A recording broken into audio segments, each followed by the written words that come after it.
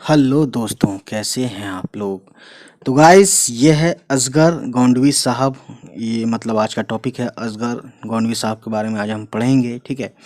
तो मैं बताना चाहूँगा कि 1984 में ये दुनिया में आए, पैदा हुए और 1936 में इस दुनिया को छोड़कर चले गए हमेशा के लिए। सो दोस्तों, कहने का मतलब यह है कि ये इनके बारे में हम पढ़ेंगे और इनकी जो गज़ल है बहुत प्यारी, बहुत अच्छी, उसको हम पढ़ेंगे। उसमें जो हार्ड वर्ड आएंगे उसका हम बताएंगे और इसमें भी जो हार्ड वर्ड आएगा उसका भी मीनिंग बताएंगे। ठीक है। असगर हुसैन नाम, यानी इनका नाम असगर हुसैन था और असगर तखल्लुस था, यानी असगर जो है तखल्लुस था, यानी पोइट्री नेम था। ठीक है। असल वतन गोरखपुर था, यानी ये गोरखपुर यूपी में एक जगह है, सिटी है। वहाँ के ये रहने वाले थे असगर गोंडवी साहब। लेकिन आपके वालिद जो कानून गो थे, है ना, क्योंकि अंग्रेज़ों के ज़माने से पहले की, अंग्रेज़ों के ज़माने की बात है ये, तो उस वक्त की कहानी है ये। तो इनके जो वालिद थे, इनके जो डैडी थे, वो कानून गो थे, है ना।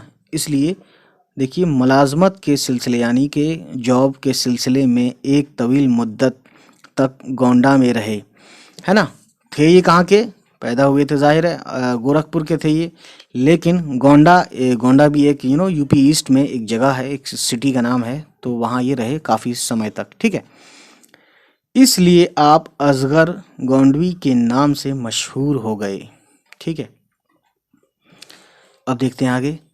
असगर एक परहेजगार इंसान थे। परहेजगार बोलते हैं जो गुनाह नहीं करता है या गुनाहों से डरता है, खुदा की बातें मानता है। ठीक है। और हर बुरी बात से बचता है, उसे बोलते हैं परहेजगार, है ना। और पांचों जो अरकान हैं इस्लाम के, नमाज, रोज़ा, ज़कात, हज, ये सब चीज़ों इस पे भी पाबंदी रखता है। इसको भी अपने तरफ से पूरी पूरी कोशिश करता है। ठीक है, उसको पूरा करने की। तो ये है। मगर उनके मिजाज में रंगीनी और शगुफ्तगी भी थी, है ना। वैसे शगुफ्ता से बना है शगुफ्तगी। शगुफ्ता यानी किसी चीज़ का खिलना, है ना, खिलना। और जब फूल खिलता है तो आप समझ सकते हैं। और रंगीनी यानी कि रोमानियत, थोड़ा सा वैसी बातें भी थी, प्यार मोहब्बत वाली बातें भी थी। आगे साथ साथ देखिए क्या है। तबीयत तसव्वुफ़ की तरफ माइल थी। अब देखिए, बहुत बड़ा वर्ड है तसव्वुफ़। तसव्वुफ़ को समझने के लिए काफ़ी वक्त चाहिए, लेकिन मैं एक छोटे से उसमें बता दूं कि तसव्वुफ़ क्या है। तसव्वुफ़ क्या है कि एक यानी किसी अपने नफ्स को, यानी अपने जो रूहानी तौर पे अपने आप को पाक करना, साफ करना, प्योर फॉर्म में लाना अपने आप को, है ना। और प्योर फॉर्म में कब होता है आदमी, जब सारे गुनाहों से वो पाक साफ होता है, सारे गुनाहों को छोड़ देता है या करता ही नहीं है। ठीक है। और वैसे तसव्वुफ़ कहते हैं कि किसी सूफ़ी, ऐसा सूफ़ी का कपड़ा, या इस तरीके से लोग अलग अलग थ्योरी देते हैं।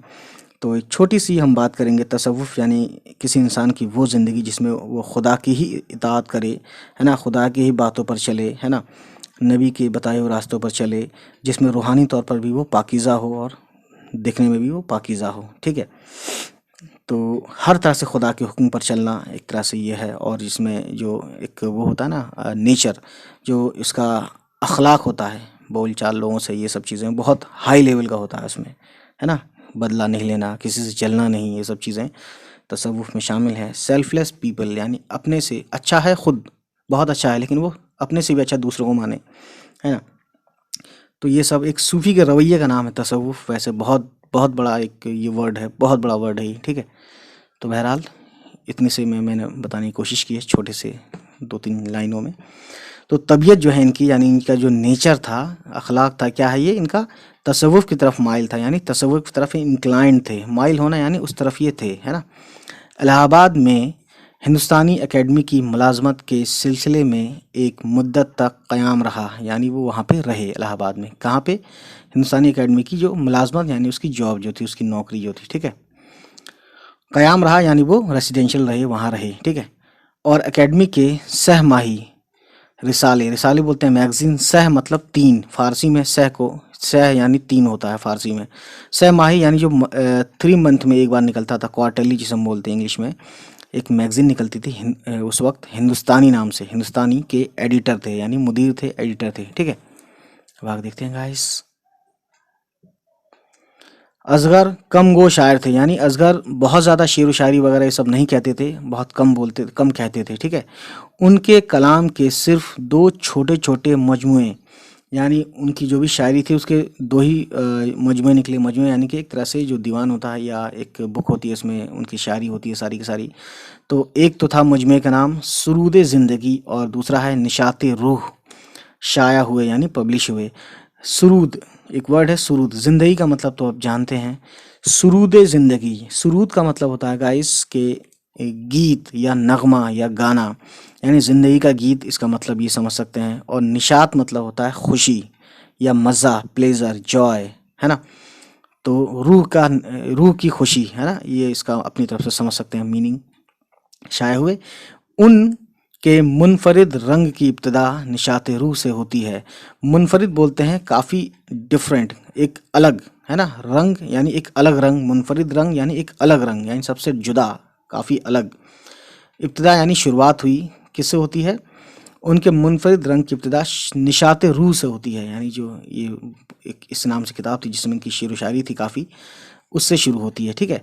ज़बान बयान यानी उनका जो बातचीत का या जो भी ज़बान से मतलब यहाँ ये है कि जो भी उनकी ये थी शेर व शायरी थी उसकी ज़बान और बयान और ख़यालात, है ना, दोनों एतबार से उनका कलाम बहुत साफ़ सुथरा है, यानी काफ़ी प्योरिटी मिलती है, मतलब कोई भी किसी तरीके की गंदगी नहीं है, मतलब सोच भी नहीं सकते ऐसा कुछ है ना। बहुत पाक साफ़, यानी ख़यालात से पाक साफ़, है ना, सोच से पाक साफ़, ठीक है। उनके लबो लहजा में एक ख़ास संजीदगी, है ना। संजीदगी के कई मीनिंग है, इसमें वो भी होता है कि बेहुदा बातें ना हो, उसे भी संजीदा बोलते हैं, संजीदगी बोलते हैं, यानी बेहुदा से फ्री, है ना। और फिर free from any kind of impurity, या संजीदा बोलते हैं, संजीदगी यानी कि काफ़ी सीरियस, है ना। इसी के साथ साथ सरशारी की कैफियत, कैफियत बोलते हैं हालत, और सरशारी का मतलब अगर आप देखें तो सरशारी का मतलब होता है एकदम से किसी चीज़ से भरा हुआ, है ना, किसी चीज़ से भरा हुआ, या फिर यहाँ कह लीजिए मस्त, एकदम बेखुदी, दुनिया से ही अलग, है ना।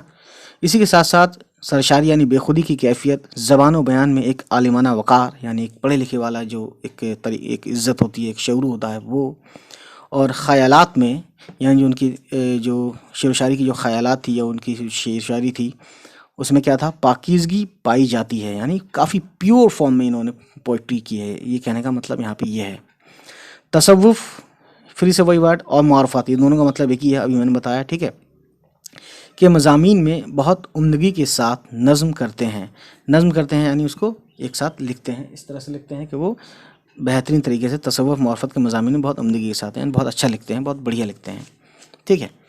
सो अब इनकी जो गज़ल है इसको हम देखते हैं। तो दोस्तों गज़ल है, जो भी हार्ड वर्ड आएगा हम आपको बताएंगे, पहले इसको पढ़ लेते हैं। दो दो लाइन पढ़ेंगे, यानी दो दो मिसरे पढ़ेंगे, दो मिसरों का एक शेर होता है, और उसका जो भी देखेंगे जो वर्ड होगा हार्ड उसको हम बता देंगे उसका मीनिंग, ठीक है।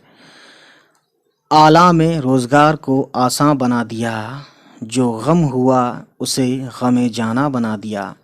आला में रोज़गार का मतलब है कि दुनिया का जो गम है ना, ये बुक में भी दिया हुआ है इसका मीनिंग, यानी दुनिया के गम को जो है आसान बना दिया, है ना। जो गम हुआ यानी जो भी दर्द था उसे गम जाना बना दिया, यानी कि महबूब का गम बना दिया।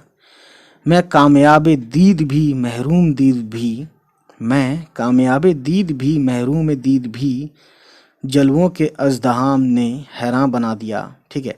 ये एक वर्ड है अज़दहाम, यहाँ पे जे वाला, तीन नुक्ते वाला भी जे भी होता है और ये सिंगल नुक्ते वाला जे होता है, ठीक है। तो अज़दहाम का मतलब अगर मैं बताऊं तो ये होता है भीड़, यानी जलवों के अज़दहाम ने हैरान बना दिया, यूं मुस्कुराए जान सी कलियों में पड़ गई, ठीक है। तो ये काफ़ी इम्पोर्टेंट है। अब ये नया शेर यहाँ से शुरू होता है, यूं मुस्कुराए जान सी कलियों में पड़ गई, यूं लब कुशा हुए के गुलिस्तान बना दिया। लब कुशा का मतलब है कि मुंह से मुंह खुलना या मुंह से कोई बात निकलना। यूं लब कुशा हुए के गुलिस्तान बना दिया, यानी मुंह से ऐसी खूबसूरत आवाज़ निकाली कि जैसे देखते हैं ना कि आवाज़, मुंह से आवाज़ निकली हुई तलवारें भी, गोली भी चलवा देती हैं और प्यार मोहब्बत भी बरसा देती है, ठीक है। तो ये इंपॉर्टेंट बात है, जो भी बोलें समझ के बोलें, ठीक है। ए शेख वो बसीत हकीकत है कुफ्र की, ए शेख वो बसीत हकीकत है कुफ्र की, कुछ क़ैद व रस्म ने जिसे ईमा बना दिया। तो काफ़ी ज़बरदस्त मीनिंग है इसमें। बसीत का मतलब अगर मैं आपको बताऊं तो बसीत का मतलब यही हुआ फैला हुआ या कुशादा, यानी अशेक वो बसीत हकीकत है कुफ्र की, यानी कुफ्र की वो बहुत फैली हुई, बहुत दूर तक ये इसकी हकीकत है। और ये कहते हैं कुछ क़ैद व रस्म ने जिसे ईमा बना दिया, और क़ैद इस तरह हुए कि इसे ईमा बना दिया, यानी उलट हो गया उसके। अब देखिए, वो शोरिशें निज़ाम जहाँ जिनके दम से है, वो शोरिशें निज़ाम जहाँ जिनके दम से है, जब मुख्तसर किया उन्हें इंसान बना दिया। शोरिशें का मतलब होता है गाइस हंगामा या कोई गलत बात, है ना, करप्शन, ठीक है। कहते हैं वो शोरिशें निज़ाम जहाँ जिनके दम से है, जब मुख्तसर किया उन्हें इंसान बना दिया। तो ये सब चीज़ें हैं दोस्तों। हाँ, मैं इसका तशरीह जो है नेक्स्ट टाइम करूँगा, अभी तो फ़िलहाल हम रीडिंग कर रहे हैं, ठीक है। हम इस निगाह नाज को समझे थे नेशतर, तुमने तो मुस्कुरा के रगे जाँ बना दिया, ठीक है। तो ये कहते हैं कि दोस्तों, हाँ, एक वर्ड है नेशतर। नेशतर बोलते हैं चीरा लगाने वाला, जो सर्जन होता है ना वो भी चीरा लगाता है ना।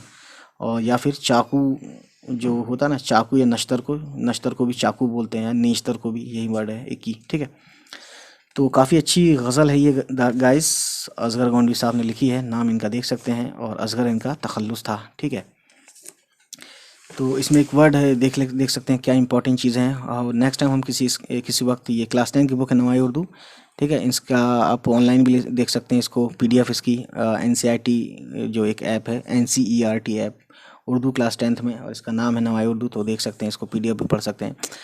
इसमें एक देखिए इंपॉर्टेंट बात, गौर करने की बात, लफ्ज़ अज़दहाम यानी अलिफ जे दाल है अलिफ मीम, अज़दहाम को अज़दहाम यानी इस वाले जे से लिखा गया है, और बड़ी हे को छोटी हे बना दिया है। लिखने का रिवाज आम हो गया है, ये लफ्ज़ दोनों तरह दुरुस्त समझा जाता है। तो ये अपने आप में बड़ी बात है। तो उम्मीद है गाइस ये वीडियो आपको पसंद आई होगी, है ना। चलिए फिर मिलते हैं आपसे नेक्स्ट टाइम।